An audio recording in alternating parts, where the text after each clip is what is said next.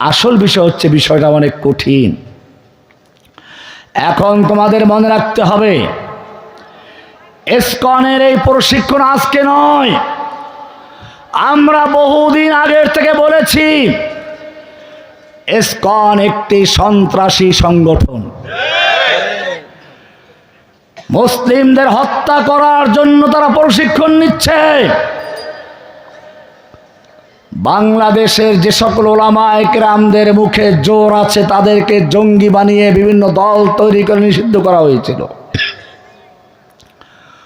অথচ একটা জঙ্গি সন্ত্রাসী সংগঠন নানানভাবে সন্ত্রাসী কর্মকাণ্ড চালিয়েছে, এরপরে এখনো পর্যন্ত তাদেরকে সন্ত্রাসী সংগঠন আখ্যায়িত করে প্রজ্ঞাপন জারি করে হয় নাই। আমি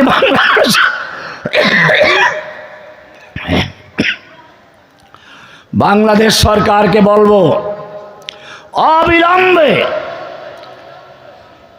এই ইসকন নামক সংগঠনকে সন্ত্রাসী সংগঠন আখ্যায়িত করে নিষিদ্ধ ঘোষণা করে প্রজ্ঞাপন জারি করতে হবে, নতুবা টেকনাফ থেকে তেতুলিয়া পুরো বাংলাদেশ ঘেরাও করে খুঁজে খুঁজে ইসকনের সদস্যদেরকে ভারতে পাঠিয়ে দেওয়া হবে।